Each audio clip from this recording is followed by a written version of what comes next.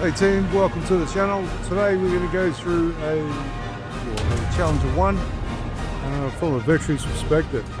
I was in Bosnia in 1998 in the multinational division Southwest, and I served in a armoured division and armoured gun regiment. We also had Challenger 1 tanks attached to us, being part of the battle group from the 2nd Royal Tank Regiment. We just got through the intro there, and what I hate about Gaijin is an anti-aircraft gun or a 40mm cannon penetrating the side of the Challenger is likely impossible. So we were doing firepower demonstrations. We would put out Soviet tanks on the range, and the Challengers would go through and supply them all up, like one shots, completely toast them.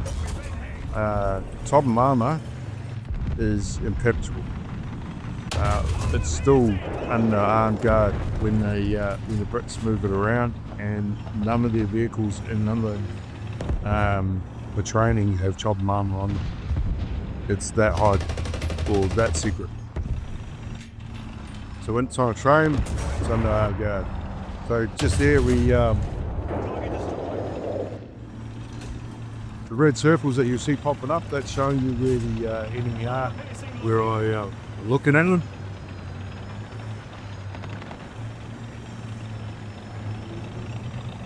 Now we're going to drive around being sneaky guy and set up an ambush.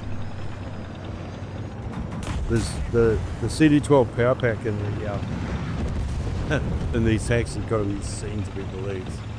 Like it's got a normal 6-cylinder Bedford truck engine as an auxiliary power unit, and that's basically its starter motor.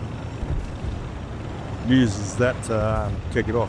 When they start, it's like boom, boom, boom, boom, boom, and then it gets up to revs. But it's truly pretty classic. Listen to it. Now I'm in my hidey ambush spot, and this is why you need headsets, so you can hear the enemy moving in the background. There's one on the right we can hear. There he goes. Boom. See you later. See one on the left. It's kind of hiding behind us, / on the left. That's why I'm traversing the turrets. For listening, you can hear BMP on the outside of the road behind me.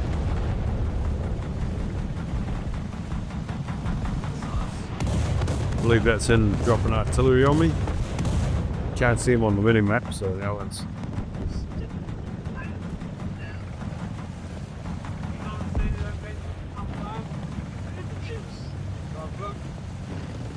So I haven't don't quite know where I.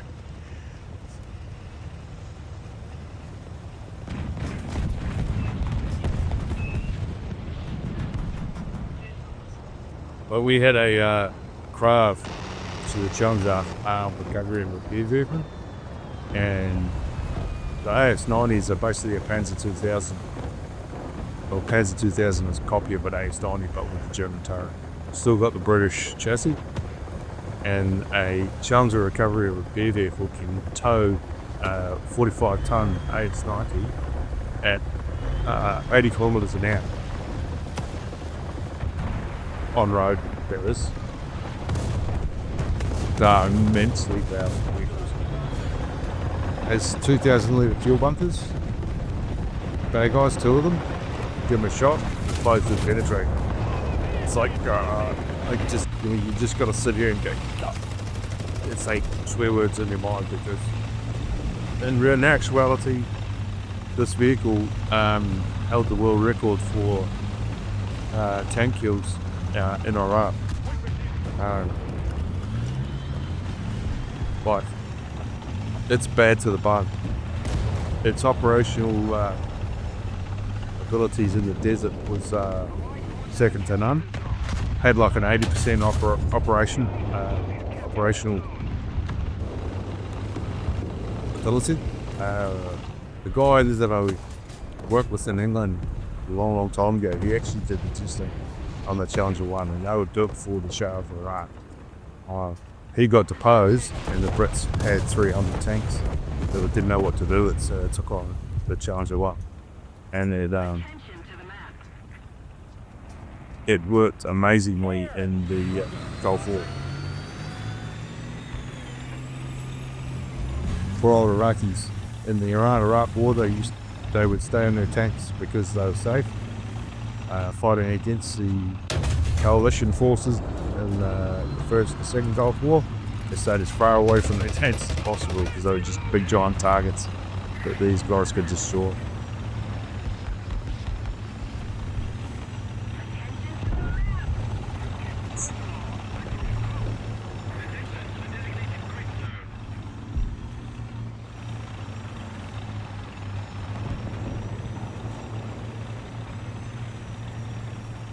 So currently at the moment we're just looking for bad guys, and we're taking the cat. We're winning by far on tickets, but as you can see, it's not a lot of bad guys running around, and quite often this is what happens at top tier. You can just go through and slays the enemy, and there's not a lot of people left. So as bad as it is, we're heading towards the spawn point because there's simply no other people to kill. Point is going to be to capture because we're already captured. So we have all the capture points. No enemy around, so we're going to go to favourite spotting position. On this bridge you can see straight into the spawn. Problem with spawn camping is the can't kill them straight away, and they have the potential to kill you, so you've got to be a little bit careful. But there's a bad guy to our immediate front. Red circle, give them some. For some reason they shot out my barrel. See, shooting out the barrel I can take, that's fair enough. Even with the supposed in-game super hardened turret, and they're supposed to keep it hull down, people still penetrate it, and gotta eat words and try not to swear and rage quit, because I know how good the vehicle is, and chop armor especially. Challenger 2s get Dorchester armor, which is even better. And even in the Ukraine-Russia war, yes, Russia's taken out 1 or 2 Challengers, but the crew hasn't died. And the key behind Western military vehicles is the crew not dying, because they're the hardest part to replace. It takes years training them to be square away, and you can replace the vehicle, but training another crew in a year or 2, see? Couldn't damage that guy, but every shoot out.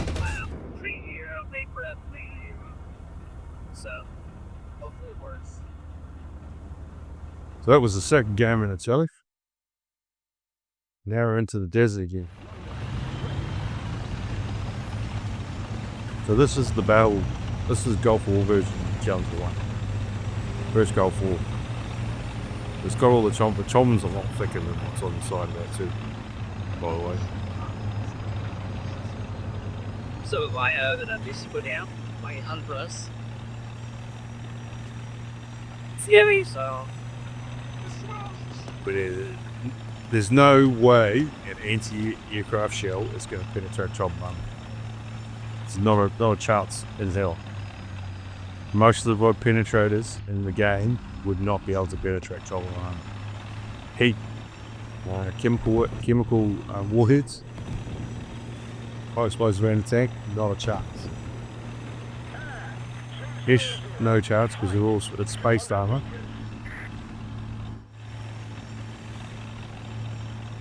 So survivability of the vehicle should be a lot higher than what it is, but with what it is, it's a game.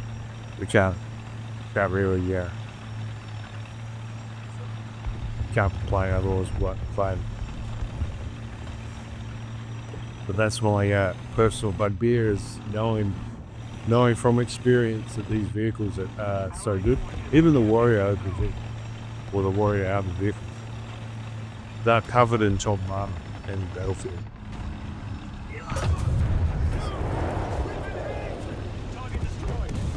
So especially side shots, there's no way that they can be penetrated. The only way you can take them out in actuality is up the back door where the infantry get out. Because on one side is a pack and the other side is the top armor that covers the driver. So you might be able to take out the engine. That's a mobility trip. I'm not gonna have either no to throw in any but I'm still like once you get into that, I gotta focus on the things I'm requiring. This up. Right. I've got to give them you heard the tartary. That can happen, but it doesn't happen so often. Anyway, team, remember, like and subscribe, and thank you for watching.